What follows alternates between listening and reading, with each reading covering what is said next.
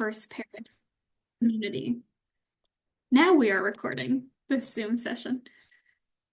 So I will start with two pre-submitted candles and then open it up to you all to share your joys and sorrows. Our first candle this morning is a candle of sorrow from Bernardo Amand, whose dad, Carlos Amand, died 2 weeks ago in Brazil.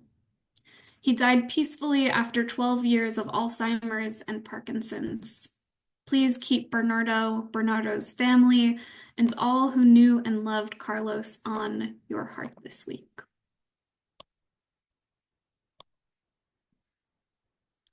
Our second candle this morning is a candle of sorrow from Shirley Pratt for her beloved son, Russell, who died on Tuesday, February 10th, peacefully in his sleep. Many family members were able to be with him the night before, and yet Shirley, her kids, and her grandkids are all grieving the loss of a son, brother, father, uncle. Shirley has moved to a rehab facility in Kennebunk, Maine, and soon will move again to an assisted living facility in the area, but she'll be Zooming into services when she can. Please hold Shirley and the rest of Russell's family on your heart this week.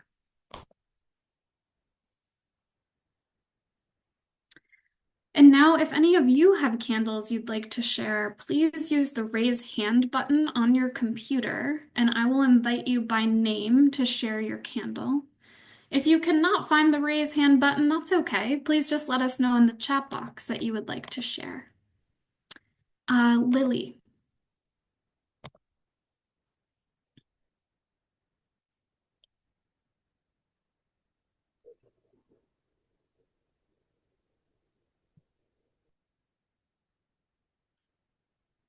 Unmute you.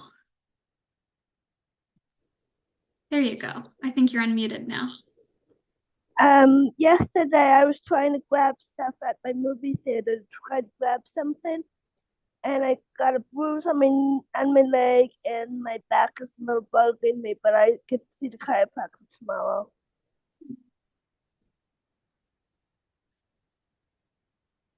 You feel better soon. Yeah, I will.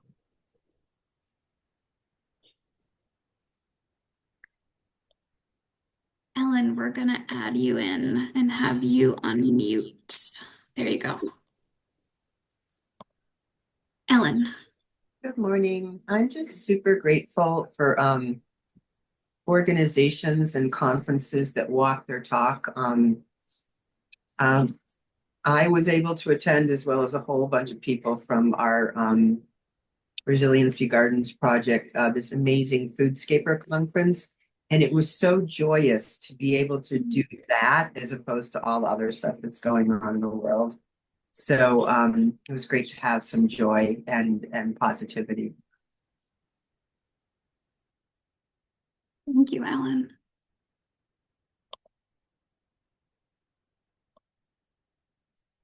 Any other candles this morning? You can raise your Zoom hand or put it in the chat box.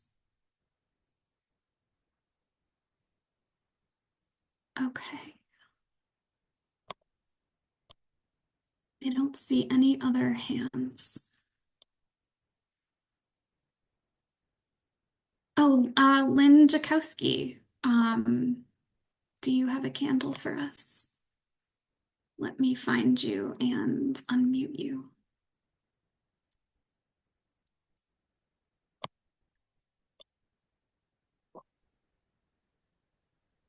All right, there you are. Okay. My Aunt Polly passed away a couple of weeks ago. She was my dad's first cousin, and she was 94, and she is the last of that generation. So now my generation is the oldest.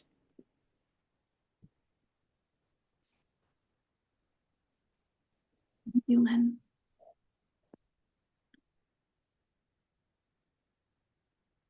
Any last candles? You can put them in the chat or raise your hand.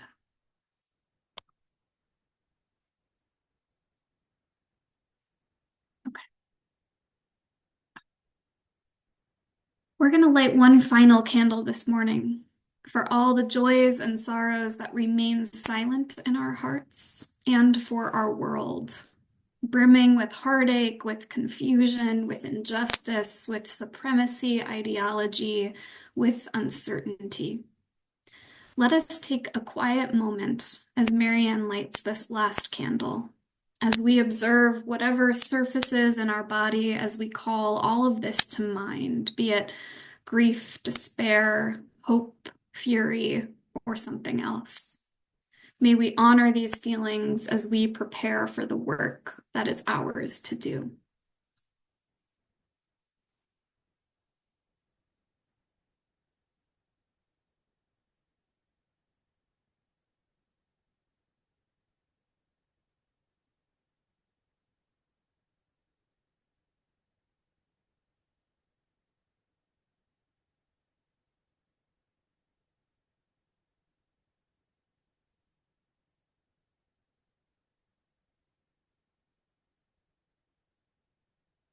May you all look to this loving community for resilience and hope when your own is in short supply, and may you all hold each other in the coming weeks in the places that are the most tender. May it be so, and amen. For our meditation this morning, we are going to share another Thurman meditation with you, excerpted from the sermon archives at BU's Marsh Chapel and therefore delivered in Thurman's own voice, which is pretty cool. This meditation, called The Inward Sea, is rich with imagery, so I invite you, as you're willing and able, to close your eyes or soften your gaze, to find your feet squarely on the floor below you if you can, and to let the images that Thurman describes wash over you.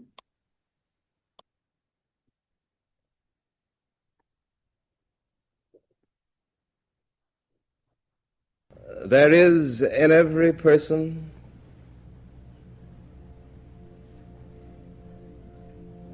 an inward sea.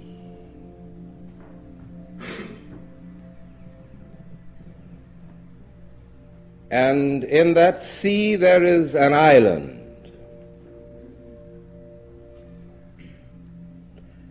And on that island is an altar. And there stands God over that altar, the angel with the flaming sword.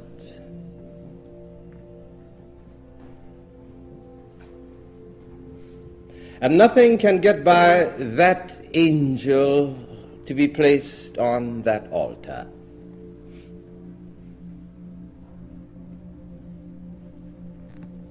Unless it has the mark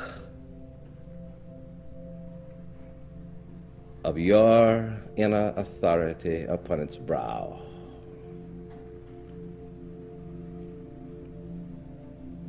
And what gets by the angel with the flaming sword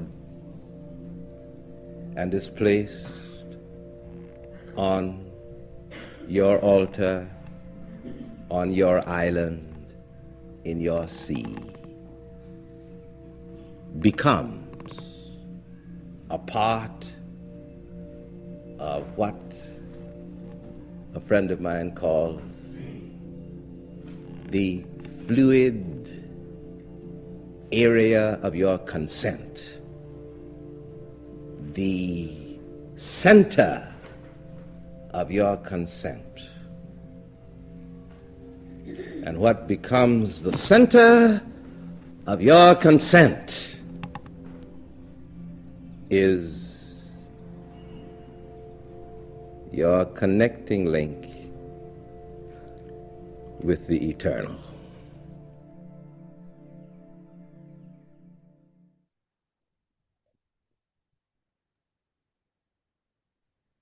May we all continue strengthening and refining our own angels with those flaming swords in the days and months to come. Amen. This year's pledge drive theme is growing with purpose. And as part of the Pledge Drive testimonial series, Terry Wittenberger is going to share with us a short message about why First Parish Needham.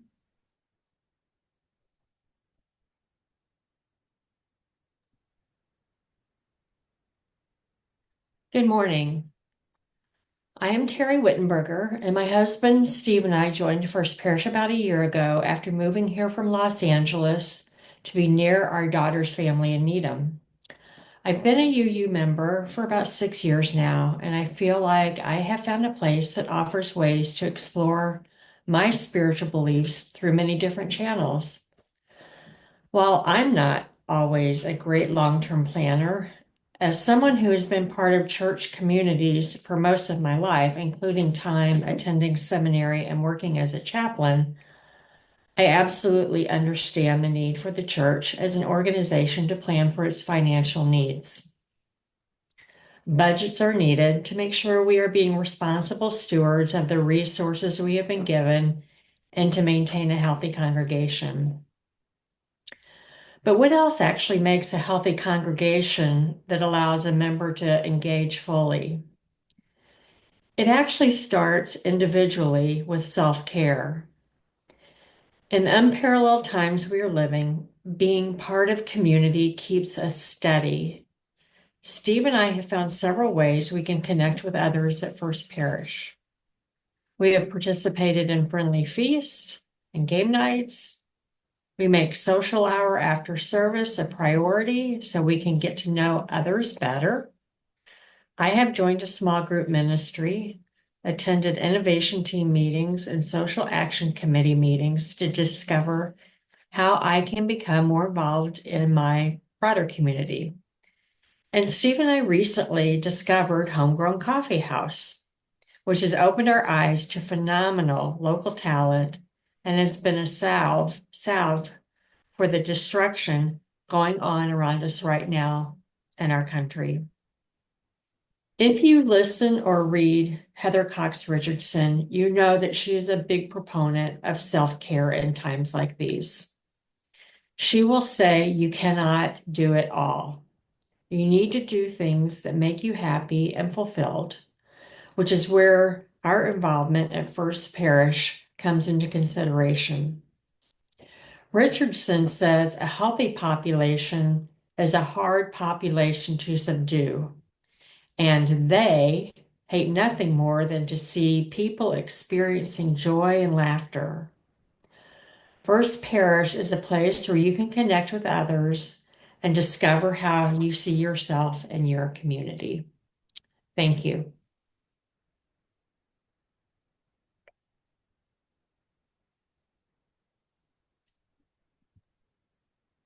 Thank you so much, Terry. As a Share the Plate congregation, our offering collection this morning will contribute to supporting the ministries here at First Parish and one of our community partners. For the month of February, the community partner is the UU Urban Ministry. The UU Urban Ministry was founded in 1826 by Greater Boston Unitarian congregations to support and empower Boston's most underprivileged residents while transforming the spiritual consciousness of their most privileged neighbors. In 2021, the Urban Ministry adopted a new mission, declaring that they work across race and place to dismantle racism and white supremacy culture and to advance racial, social, and economic justice. To donate to today's offering, you can use one of 3 different methods as described in the chat box. You can use our text to give program through the number 73256, donate through our website, uuneedham.org, or mail a check to First Parish. Whichever way you donate, remember to specify whether your donation is meant for the plate collection or for your annual pledge. Thank you for everything you are able to give to help support and sustain this congregation and the vital work of our community partners. I invite you also to relax into our offertory piece, Rodgers and Hammerstein's You'll Never Walk Alone, performed by our own Chris Lockman.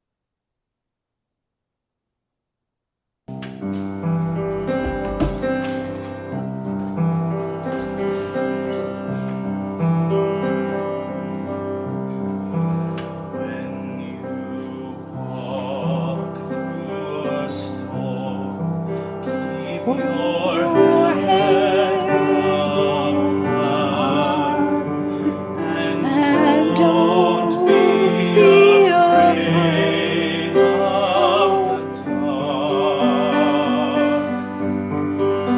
At the end of the storm is a golden sky, and the sweet silver song of a lark.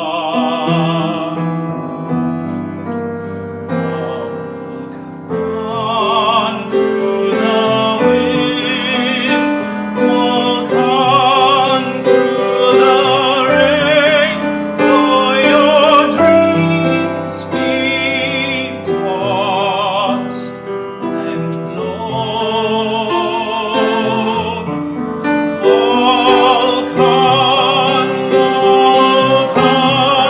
with hope in your heart, and you'll never walk alone.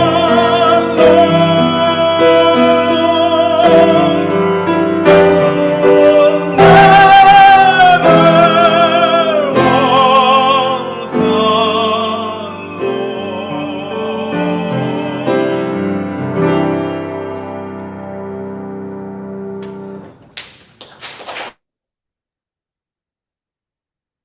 Thank you, Chris.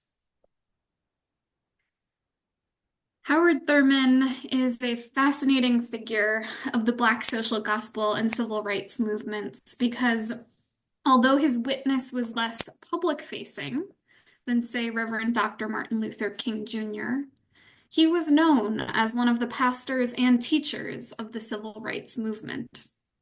In fact, Martin Luther King Jr. was known to carry around 3 different texts with him everywhere he went: the Bible, the American Constitution, and Thurman's book, Jesus and the Disinherited, which Marianne will be reading from in just a minute. Jesus and the Disinherited became a central text to the civil rights movement for a variety of reasons. For one, it courageously drew a wedge between Christianity on the one hand and the religion of Jesus on the other hand. It claimed that Christianity had, in Thurman's lifetime and beforehand, all too often become the religion of the powerful, and at its worst, a justification for oppressing people at the margins of society. This is not what Jesus would have wanted, Thurman believes. Jesus himself, more disinherited than powerful, as a poor Jew living under the reign of the Roman Empire, was a prophet and pastor to the disinherited and marginalized of society. For instance, to folks living under backbreaking poverty or moving through the world with disabilities. His ministry was one of liberating the oppressed. So then, shouldn't modern followers of Jesus be tasked with the same? Thurman wondered. Isn't that what Christianity should be all about? And during the time Thurman was writing, that would mean toppling Jim Crow segregation and uplifting the dignity and rights of Black Americans. Thurman theorized that such a movement ought to happen non-violently, which he adopted after a personal visit with Gandhi in India in the 30s, and which was the second way that Thurman informed the civil rights movement that was to follow. By the way, this wasn't just theological theorizing from an ivory tower. Thurman, born in 1899 in West Palm Beach, Florida, was raised primarily by his formerly enslaved grandmother. Thurman knew intimately how Christianity had been used to justify not only oppression, but also enslavement. It was ancestral and embodied for him. Howard Thurman, a man who wore so many hats during his lifetime, was also a contemplative, a mystic, and a deeply spiritual person. Thurman found personal nourishment through meditating and wrote endlessly about the divine and creative life force within each of us. And he adopted a Quaker-influenced affirmative mysticism, which suggested that God is trying to break through into society and culture, not just through mystical visions, but as a sort of an alive, spiritual, and creative force, longing for justice as we do. In 1944, with this mystical theology as a foundation, Thurman founded the Church for the Fellowship of All Peoples in San Francisco, known commonly as the country's first interracial and interfaith congregation. And in 1953, he became the Dean of Marsh Chapel at BU School of Theology, where he mentored Martin Luther King Jr., and which is the institution where both Dara and I studied in years to come. So now let's hear a short excerpt from one of these famous writings.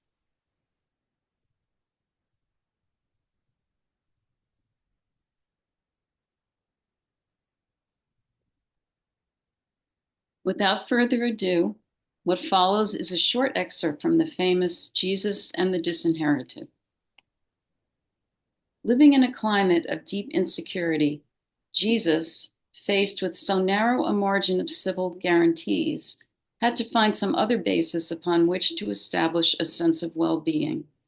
He knew that the goals of religion, as he understood them, could never be worked out within the then established order. Deep from within that order, he projected a dream, the logic of which would give to all the needful security.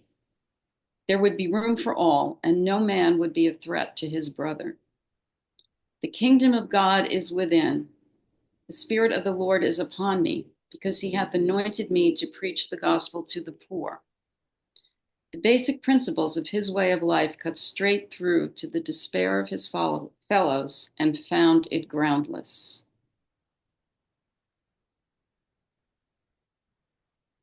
Thank you, Marianne. There is so much that can be gleaned from the life and teachings of Howard Thurman. It's hard to pick just a few kernels. We could easily do a whole course on Thurman. But as I've been rereading his writings this week, I've been struck by one theme in particular. You see, Thurman was ordained as a Baptist minister.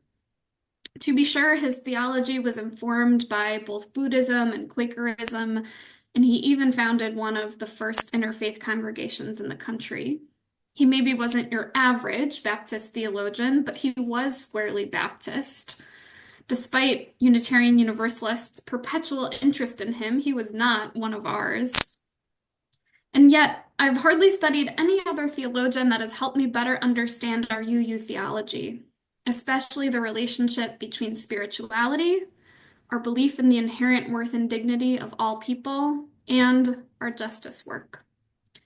Thurman encouraged the activists and pastors that he mentored to make time for prayer and contemplation, and to develop and safeguard a rich inner life in their own connection to the divine. And he wrote constantly about this thing, this geography within every human being that cannot be reached or touched by anything that goes on in the outer world. If you remember back to the meditation, which we heard in his own voice, there is in every person an inward sea. And in that sea, there is an island, and on that island is an altar. And standing guard before that altar is the angel with the flaming sword. Nothing can get by that angel to be placed upon that altar unless it has the mark of your inner authority. This is your crucial link with the eternal. End quote. There is a part, no matter how small, within each of us that is completely untouchable by other people's beliefs or ideas or judgments or meannesses, he believed. I have a friend who calls this place her unconditional yurt. Our ability then to confront evil depends on our ability to safeguard this inner sacred part of ourselves from the outer world. It depends on us remembering our inherent worth and dignity no matter what. depends on us keeping a channel between us and the eternal alive and well and uncluttered. And the eternal can mean anything, and it does not have to mean God.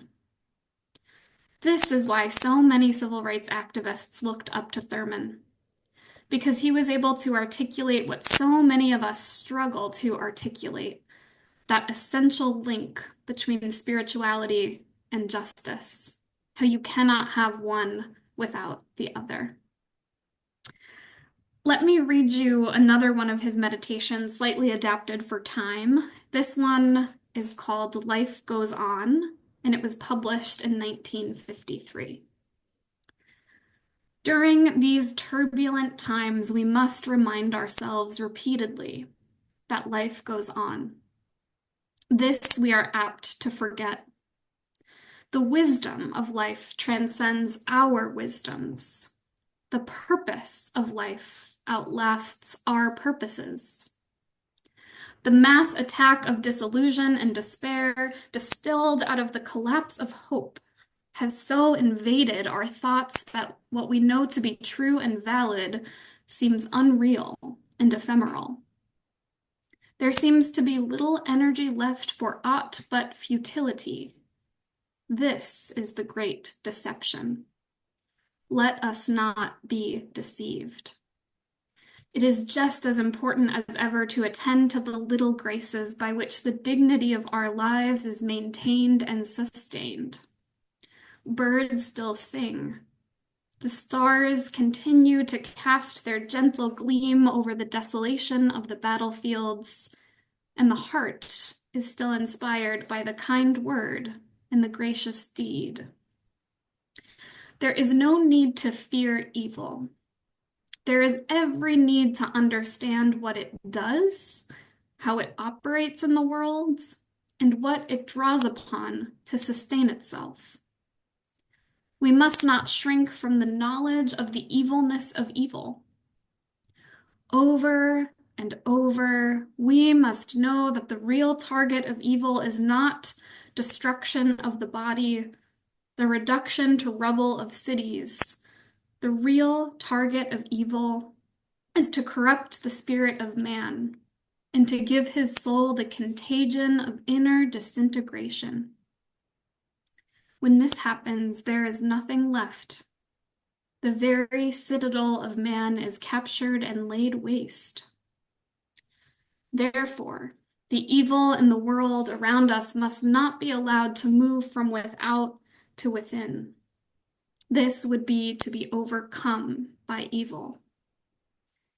To drink in the beauty that is within reach, to clothe one's life with simple deeds of kindness, to keep alive a sensitiveness to the movement of the Spirit of God in the quietness of the human heart and in the workings of the human mind. This is, as always, the ultimate answer to the great deception.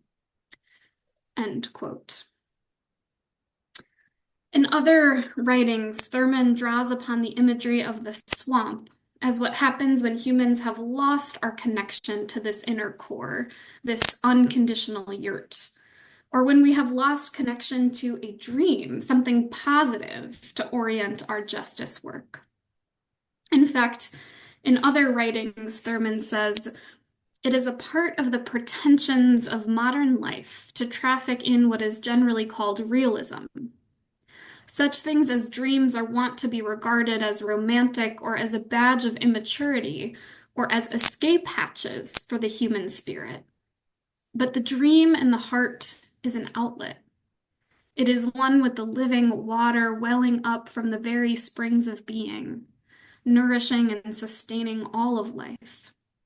Where there is no dream, the life becomes a swamp, a dreary dead place, and deep within a man's heart begins to rot. End quote.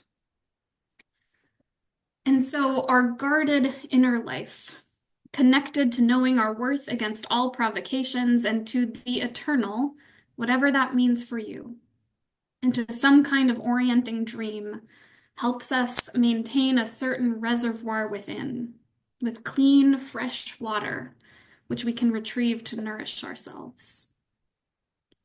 And by the way, as with everything, this work Thurman calls us into is disproportionately harder for folks living in the bodies most marginalized and oppressed by the toxic waters of culture.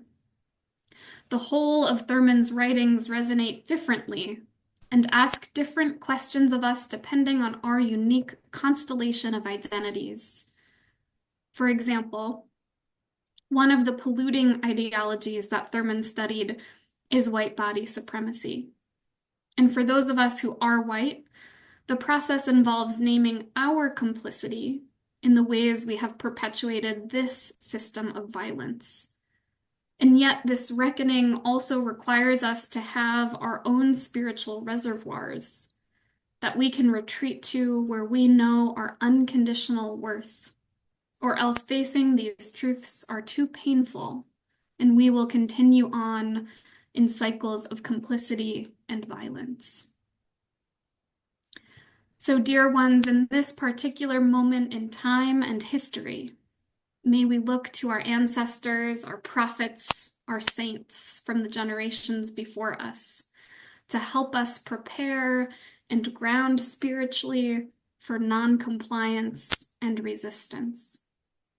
May we remember the image from last week's Zoom service, the woodcutter, unsure why he was cutting fewer and fewer trees with each passing day, only to realize it had been too long since he had sharpened his axe.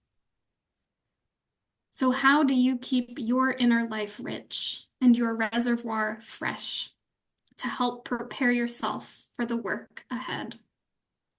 What is the dream that orients your work so that we know not only what we are against, but also what we are for? And when it comes to your angel with the flaming sword, standing guard inside your heart, what sorts of things does it let in? And what sorts of things does it or should it keep out? And in those quiet moments, when the activity of the day is behind you and you feel the kind of solitude that only comes with the darkness of night, what is it that connects you to the eternal, that is both within and beyond you? What is it that reminds you of your worth, so big, so deep, and so untouchable that you can actually take the risks that justice work demands? May we each come to know that still small voice, that source of the eternal within each of us. Blessed be, and amen.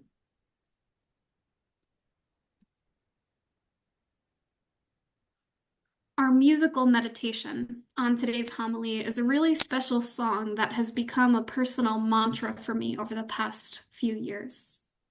The song is called Heart Wide Open, written and performed by Leah Morris, and it repeats the same two lines over and over in slight different varieties. And so I encourage you, if you're willing, to try to learn it and sing along on mute. Those two lines I'm going to put in the chat box, but they go like this. You've got to keep your heart wide open, though the waves want to push you around.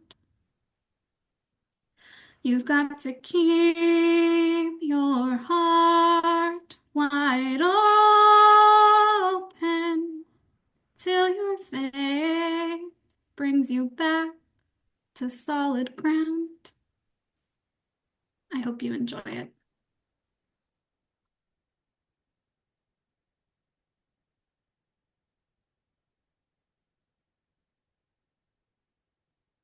Your heart wide open, though the waves wanna push you around. You gotta keep your heart wide open till your faith brings you back to solid ground. I'm gonna keep my heart. I'm gonna keep wide open. I'm gonna keep my heart wide open.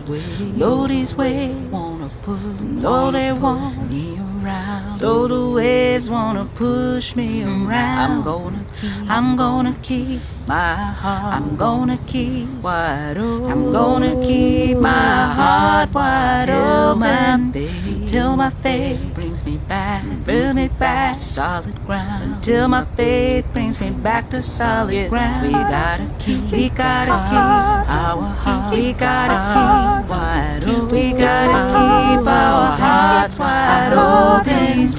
Though these waves wanna push us around, although these waves wanna push us around, we gotta keep our heart. We gotta keep wide open till our faith brings us back to solid ground. Till our faith brings us back to solid ground. Say hi. Hi.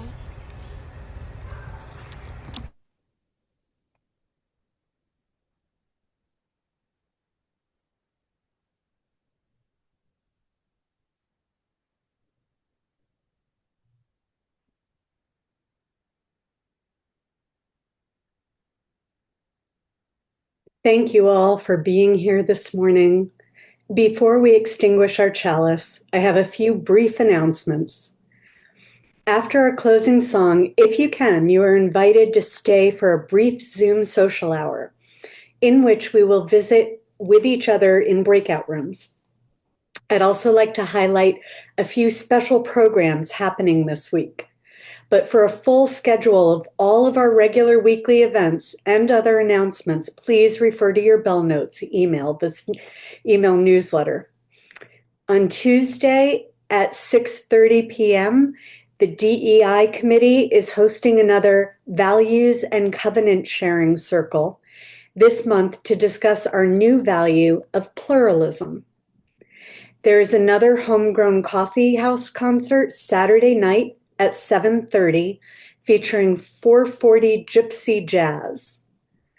And next Sunday, after social hour, stick around for American Mahjong in the youth room.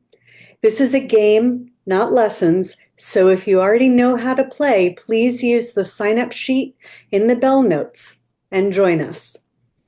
At 7:30 p.m. that evening, you can join the Sunday night book group on Zoom to discuss The Favored Daughter by Fawzia Kufi.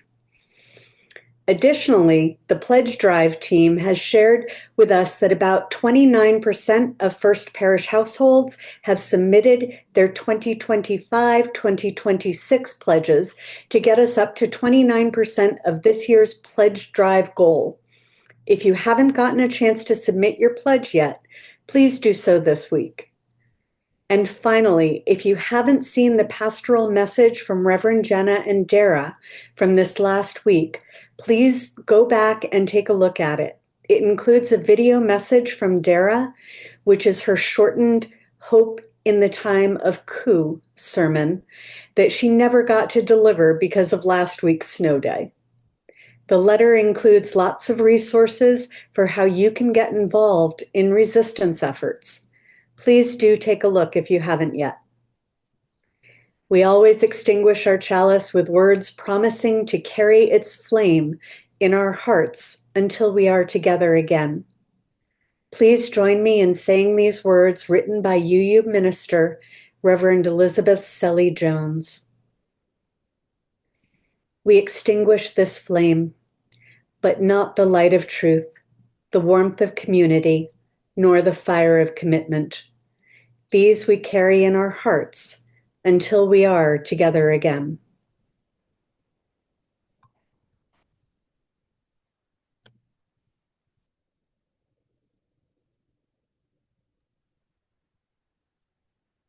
As we close our Zoom worship today, let's hear these words by Howard Thurman one more time. The mass attack, of disillusion and despair distilled out of the collapse of hope has so invaded our thoughts that what we know to be true and valid seems unreal and ephemeral. There seems to be little energy left for aught but futility. And this is the great deception. Therefore, the evil in the world around us must not be allowed to move from without to within. This would be to be overcome by evil. To drink in the beauty that is within reach. To clothe one's life with simple deeds of kindness. To keep alive a sensitiveness to the movement of the Spirit of God in the quietness of the human heart and in the workings of the human mind. This is, as always, the ultimate answer to the great deception.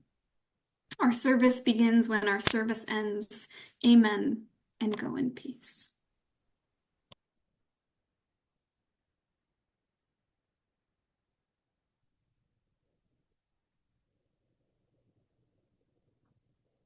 This joy that I have, the world didn't give it to me. Oh, this joy that I have, the world didn't give it to me. Don't you know that this joy that I have, the world didn't give it to me. Oh, I said the world didn't give it, the world can't take it away. Oh, this strength that I have, this strength that I have, this strength that I have. Oh, yeah, now. The world didn't give it to me. The world didn't give it to me. This strength that I have. Oh, yeah. The world didn't give it to me. The world didn't give it to me. This strength that I have. Oh, yeah. The world didn't give it to me.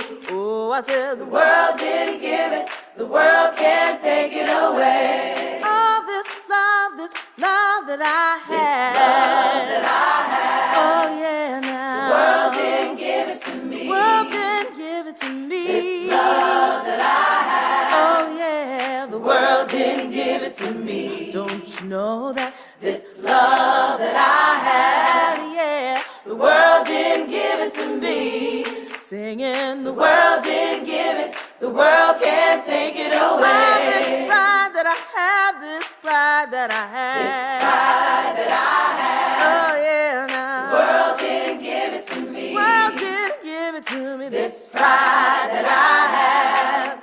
I said the world didn't give it to me. Don't you know that this pride that I have, yeah, the world didn't give it to me. Oh, I said the world didn't give it, the world can't take it away. All this peace that I have, yeah. The world didn't give it to me. The world didn't give me my peace that I have. Oh, yeah, now. The world didn't give it to me. Won't you sing about peace? This peace that I have. Oh, yeah, now. The world didn't give it to me. I said the world didn't give it, the world can't take it away. All this joy that I have, this joy that I have, this joy that I have. Oh, yeah, now, the world didn't give it to me. The world didn't give it to me. This joy that I have. I said the world didn't give it to me. Don't you know that this joy that I have, the world didn't give it to me. Oh, I said the world didn't give it, the world can't take it away. The world didn't give it and the world can't take it away. The world didn't give it, the world can't take it away. The world didn't give it and the world can't take it away. The world didn't give it, the world can't take it away. The world didn't give it and the world can't take it away. The world didn't give it, the world can't take it away.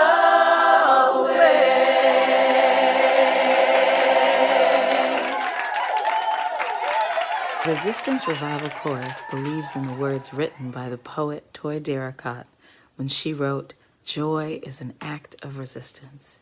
We believe in the words of Mr. Harry Belafonte, who said, "When the movement is strong, the music is strong."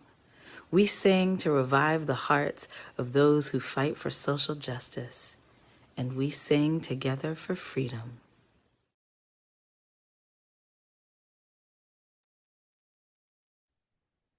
Our postlude this morning was a song called This Joy, which comes to us from the Black church tradition and gospel singer Shirley Caesar, and was performed by the Resistance Revival Chorus. And before we go into social hour, for anyone who after the service wants to learn more about Thurman or read some of his famous writings, I'm putting a link in the chat to a document that has a list of resources. This is just a beginning because his body of work is really big, but these are good places to start and include a variety of books, films, or audiobooks, depending on how you like to engage. So that is going in the chat. We are reserving about 20 minutes for social hour today. In a moment, but not yet, we're going to split everyone into breakout rooms of about 6 or 7 people each.